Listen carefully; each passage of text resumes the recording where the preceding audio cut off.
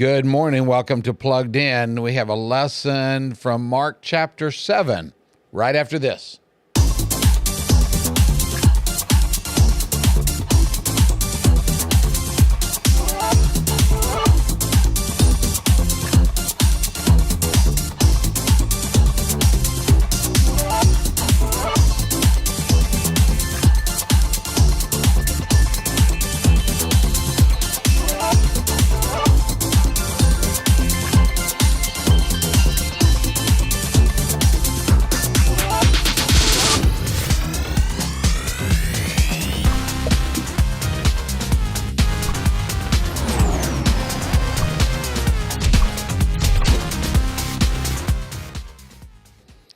And welcome back. It is the last free day before school starts. So I don't know what the kids are doing. Parents might be singing praises that school starts tomorrow.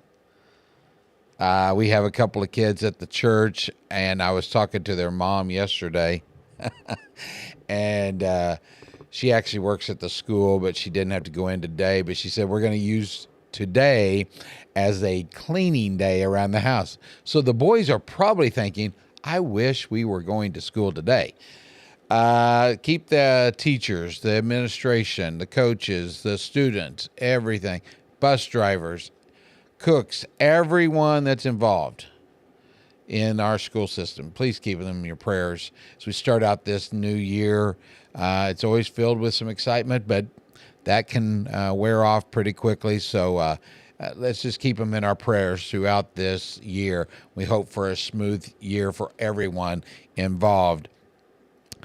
So the primary purpose for Jesus coming, for Jesus being sent, was to go to the cross. That's the central purpose. That was the central figure of the story of the gospel. That he go to the cross, be the perfect sacrifice for us. Surrounding that were what I would categorize as three major parts of that, so to speak. His teachings, his miracles, and his interactions with people. And we have stories upon stories throughout Matthew, Mark, Luke, and John of his interaction with those who had no hope. He raised people from the dead. He healed those who were sick. He provided food for those who were hungry. But there were those who wore the black hat too. There were the bad guys, the religious leaders. It seems like every time we turn the corner with Jesus in his ministry, he is being met by the Pharisees, the teachers of the law, and Mark 7 plays right into that. The Pharisees, teachers of the law, had came from Jerusalem, which was the center of authority, and their purpose was to scrutinize Jesus's activities. In Mark chapter 7, we find that they don't only attack Jesus, they also attack his disciples, what his disciples are doing. I think this was primarily so that they could see if they could set Jesus off, if they could rile him up. Now, over the centuries, since the Jews had went back home after being held captive in Babylon, religious traditions had been added to God's laws. And so the Pharisees and the teachers of the law considered what they added to be equally important. Now, a number of these laws or rules or regulations that they added were really petty. And what they did is they tried to force the people to follow these. So when they saw people, when they saw their people, when they saw those who were going to the temple or the synagogue, in particular here in chapter 7, when they saw the disciples doing something that they thought they shouldn't be doing, in particular, they were eating food with unclean hands they had not ceremonially washed, the Pharisees were on the attack. So Jesus quickly pointed out some of the words that Isaiah wrote that connected to the actions of the Pharisees. This is quoted from Isaiah 29, verse 13. It's found in Mark chapter 7. Here's what Jesus said. These people honor me with their lips, but their hearts are far from me. They worship me in vain. Their teachings are merely human rules. Wow, Jesus was dealing with traditions even in his day.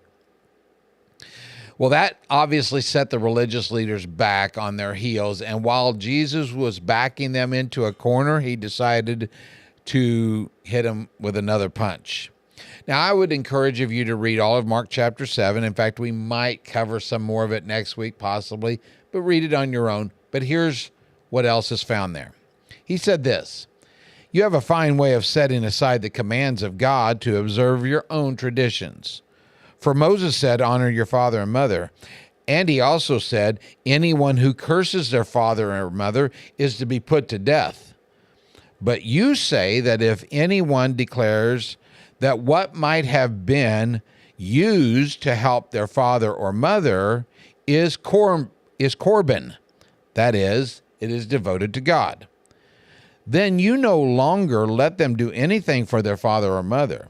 Thus, you nullify the word of God by your tradition that you've handed down. And you do many things like that." Wow, he has got them backed into a corner. He's stepping on their toes. He is not sparring. He's punching. And these blows just keep coming. Just a little bit of information. There was a practice known as korban. It was a legit practice. It literally means offering. So what it really meant was this, that if anyone made a korban vow, that meant they were required to dedicate money to the temple of God, which that money would have otherwise went to support their parents. Now, korban had become a religiously acceptable way to neglect parents. So in so doing, even though giving money to the temple of God would have been good and a worthy cause, this practice disregarded the commandment to care for their parents. Here's where we're going with it. Jesus is calling them out instead of them getting the upper hand. They wanted to make a big deal about the fact that his followers were not washing their hands before they ate. Yet they were practicing and condoning an action that showed disrespect to their parents. They were breaking the fifth commandment of honor your father and mother. Now, as we wind up this morning, here's some things to ponder. What are some traditions we practice even in the church that sometimes seem to take more priority than following the commands of God? Are we, or can we be guilty of making our own rules and regulations, and yet we disregard the commands of God? Something to think about this week.